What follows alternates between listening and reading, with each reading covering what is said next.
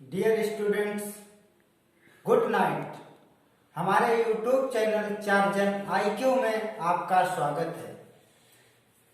तो हम आज बात करेंगे ताप मापने के सभी पैमानों की। जैसा कि बहुत लोगों की ये समस्या रहती है कि उनको अगर डिग्री सेल्सियस में कोई ताप दे दिया जाए तो वो फ़ारेनहाइट में नहीं चेंज कर पाते हैं। अगर उनको कोई ताप फ़ारेनहाइट में दे दिया जाए तो वो उसको केल्विन में नहीं चेंज कर पाते हैं। तो आज का टॉपिक है ताप मापने के पैमाने। हमारा YouTube चैनल है चार्जन IQ, जहां पर आपको सभी तरह की जानकारियां दिन प्रतिदिन मिलती रहेंगी। तो शुरू करते हैं। ताप मापने के 5 पैमाने होते हैं।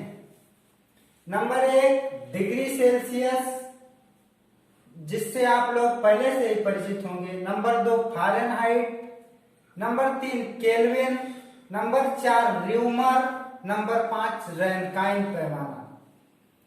तो एक बार और देख लेते हैं कि ताप मापने के निम्नलिखित 5 पैमाने होते हैं। नंबर 1 डिग्री सेल्सियस पैमाना, नंबर 2 फ़ारेनहाइट पैमाना, नंबर 3 केल्विन पैमाना, नंबर 4 र्यूमर पैमाना, नंबर 5 रैनकाइन पैमाना। अब हम इसका सूत्र बनाने के विषय पर बात करेंगे। तो सबसे पहले देखते हैं कि इसका जो फ्रीजिंग पॉइंट होता है, जिस पर बर्फ जम जाती है डिग्री सेल्सियस में, वो होता है 0 डिग्री सेल्सियस। ये FP का मतलब है फ्रीजिंग पॉइंट। तो डिग्री सेल्सियस में 0 डिग्री सेल्सियस फ्रीजिंग पॉइंट है और 100 डिग्री सेल्सियस इसका बॉइलिंग पॉइंट होता है, जहां पे उबलने लगता है। कोई भी चीज जहां पे उबलने लगती है वो बॉइलिंग पॉइंट होता है, और जहां पे पानी बर्फ बन जाता है वो फ्रीजिंग पॉइंट होता है। जहां पे बर्फ जमता है वो फ्रीजिंग पॉइंट, वो 0 डिग्री सेल्सियस होता है, और पानी 100 डिग्री सेल्सियस पर उबलता है। तो एक बार और देखेंगे कि डिग्री सेल्सियस में फ्रीजिंग पॉइंट 0 डिग्री सेल्सियस होता है और बॉइलिंग पॉइंट 100 डिग्री सेल्सियस होता है, और इसमें कुल 100 पार्ट होते हैं। इसमें जो स्केल होती है, जो पैमाना होता है, इसमें 100 पार्ट होते हैं। दूसरा है फ़ारेनहाइट। तो फ़ारेनहाइट में फ्रीजिंग पॉइंट 32 डिग्री फ़ारेनहाइट होता है। फ़ारेनहाइट में 32 डिग्री फ़ारेनहाइट पर बर्फ जमता है और 212 डिग्री फ़ारेनहाइट पर पानी उबलता है। तो फ़ारेनहाइट में 32 डिग्री फ़ारेनहाइट ये फ्रीजिंग पॉइंट हो जाता है और 212 डिग्री फ़ारेनहाइट बॉइलिंग पॉइंट हो जाता है।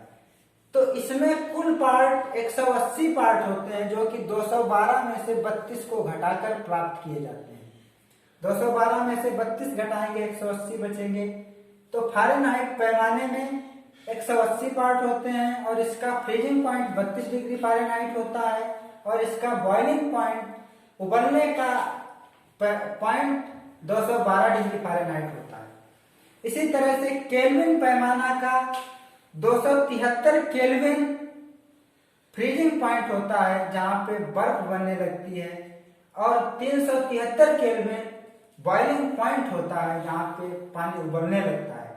इसमें 373 में से 273 घटाएंगे, 100 बचेंगे। तो इसमें कुल 100 पार्ट होते हैं।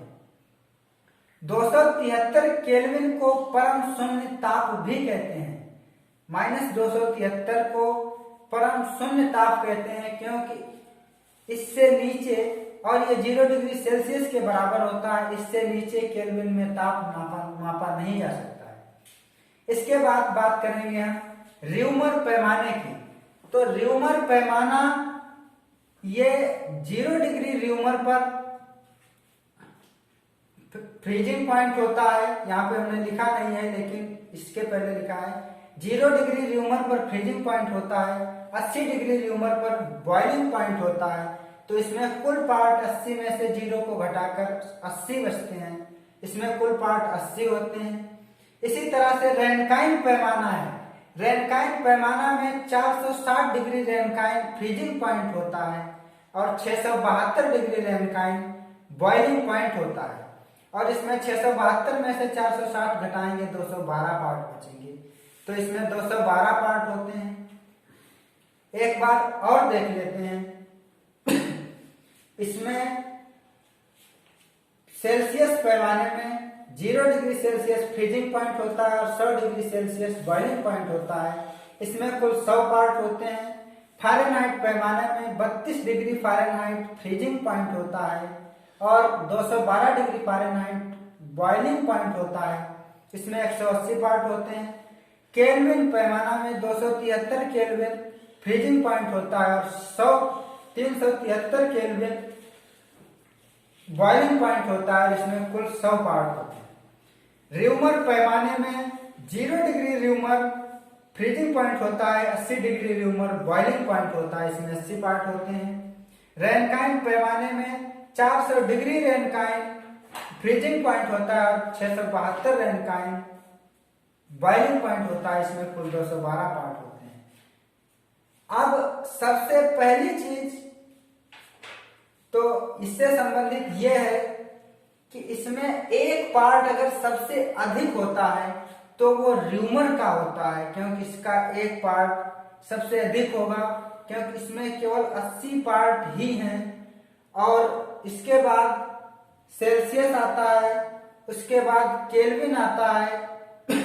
जबकि सेल्सियस और केल्विन लगभग बराबर होते हैं। उसके बाद फ़ारेनहाइट आता है, उसके बाद रैनकाइन पैमाना आता है। अगर हम इसकी बात करें कि किसमें सबसे अधिक पार्ट होते हैं, मतलब किसमें सबसे कम पार्ट होते हैं, और फिर उसके बाद अब हम बात करेंगे मेन टॉपिक की, जो है इसका सूत्र निकालना। तो इसका देखते हैं इसका सूत्र कैसे निकालते हैं। तो इसमें जो भी पैमाना है उस पैमाने को लिखते हैं, उसके बाद उसका फ्रीजिंग पॉइंट घटाते हैं। पैमाना को लिखते हैं, उसके बाद उसका फ्रीजिंग पॉइंट, जैसे सेल्सियस का 0 है तो 0 डिग्री लिखेंगे। उसके बाद हम जो कुल पार्ट होंगे उनको लिखेंगे तो 100 हो जाएंगे। तो इसी तरह से हम इसको लिखेंगे C-0 अपान 100, C-0 बटे 100। अब हम इसी तरह से फ़ारेनहाइट में देखते हैं। तो फ़ारेनहाइट में हम पैमाने को लिखते हैं, उसके बाद उसका फ्रीजिंग पॉइंट 32 घटाते हैं। F-32 बटे 180 बराबर K-273 बटे 100। इसमें हम K को लिखते हैं पैमाने को, उसके बाद उसका जो फ्रीजिंग पॉइंट है उसको घटाते हैं और इसके कुल पार्ट 100 होते हैं, उनको इसके नीचे लिखते हैं। इसी तरह से रैनकाइन पैमाने को लिखते हैं, उसके बाद इसमें से फ्रीजिंग पॉइंट 0 घटाते हैं और कुल पार्ट नीचे लिख देते हैं। इसमें 80 कुल पार्ट होते हैं। इसी तरह से अब हम रैनकाइन में पैमाना लिखते हैं, उसके बाद उसका फ्रीजिंग पॉइंट 460 घटाते हैं और उसको फिर कुल पार्ट 212 से भाग दे देते हैं। अब हम इसके बाद देखेंगे एक बार और कि सबसे पहले पैमाना लिखते हैं, उसके बाद फ्रीजिंग पॉइंट को उसमें से घटाते हैं और उसके बाद हम कुल पार्ट से उसको भाग दे देते हैं और फिर उसके बराबर ही होता है जब हम फ़ारेनहाइट को पैमाना लिखते हैं, उसके बाद उसका फ्रीजिंग पॉइंट घटाते हैं और कुल पार्ट 180 से भाग दे देते हैं। इसी तरह से अब हम केल्विन पैमाना लिखते हैं और उसका फ्रीजिंग पॉइंट 273 उसमें से घटाते हैं और उसके कुल पार्ट होते हैं 100, उनसे उसको भाग दे देते हैं। इसी तरह से रैनकाइन पैमाना लिखते हैं, उसके बाद 0 उसमें से फ्रीजिंग पॉइंट को घटाते हैं और फिर कुल पार्ट 80 से भाग दे देते हैं। इसी तरह से हम रैनकाइन पैमाना लिखते हैं और उसके बाद 460 डिग्री रैनकाइन जो कि फ्रीजिंग पॉइंट है उसको उसमें से घटाते हैं और कुल पार्ट 212 से भाग दे देते हैं। अब हम इसके बाद C में से 0 घटाएंगे तो ये बचेगा केवल C के बराबर। तो हम इसको लिख सकते हैं C/100, C/100। C में से 0 घटाएंगे तो C/100 ही बचेगा। इसके बाद f माइनस 32/180 इसी तरह से लिखा रहने देते हैं। इसके बाद k माइनस 273/100 इसी तरह से लिखा रहने देते हैं।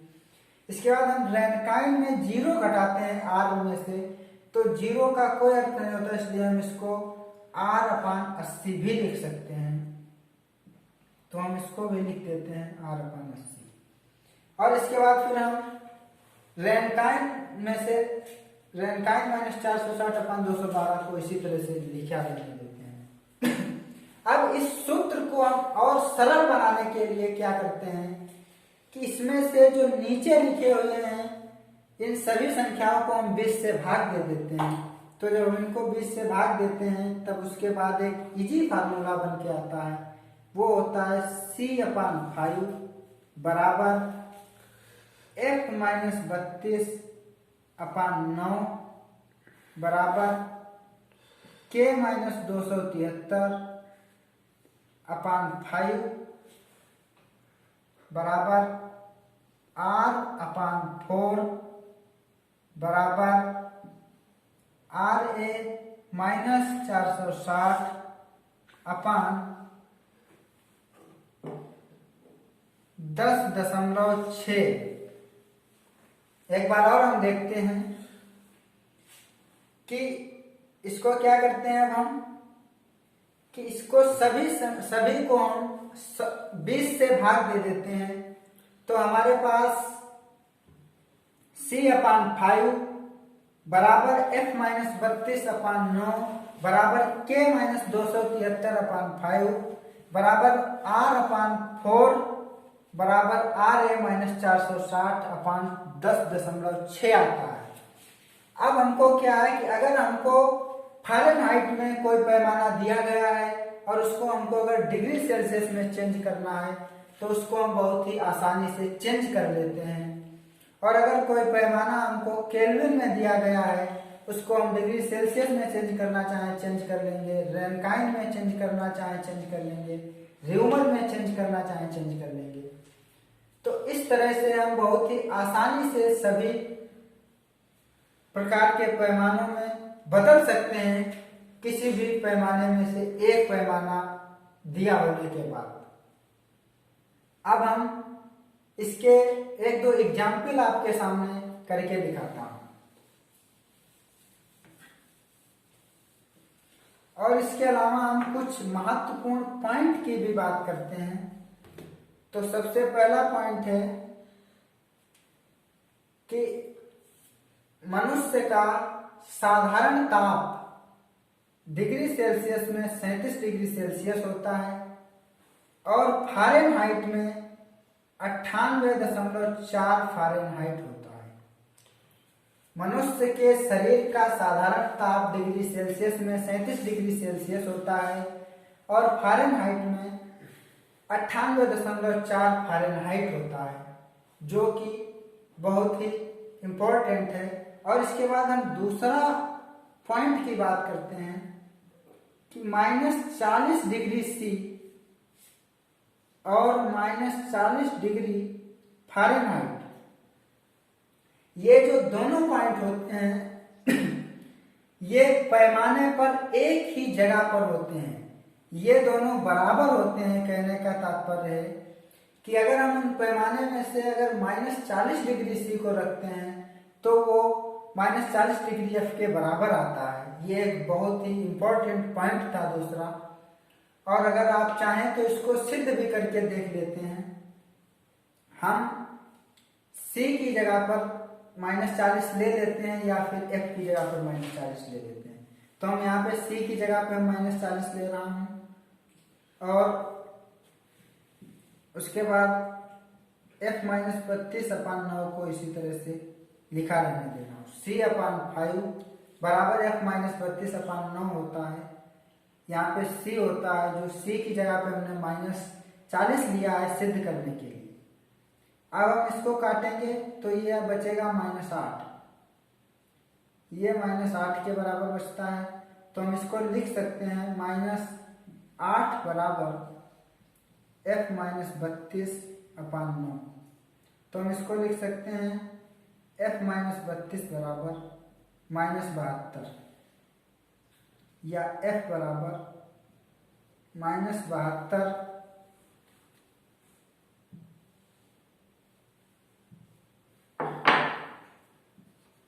यहां से फिर एक बार देखेंगे, या फिर F बराबर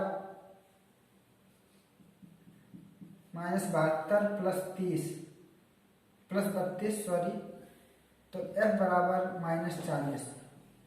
तो यहां से सिद्ध हो गया है कि अगर हम कोई पैमाना इसमें से अगर हम -40 डिग्री सी लेते हैं तो वो -40 डिग्री फ़ारेनहाइट के बराबर आता है। कहने का तात्पर्य ये है कि पैमाने में -40 डिग्री सेल्सियस -40 डिग्री फ़ारेनहाइट के बराबर होता है। तो मैं उम्मीद करता हूं कि आपको इस वीडियो से काफी कुछ हेल्प मिली होगी और आपके लिए बहुत ही हेल्पफुल रहेगा ये वीडियो। अगर आपको वीडियो अच्छा लगे तो इसको लाइक करें, सब्सक्राइब करें और अपने दोस्तों में शेयर करें। धन्यवाद। जय हिंद।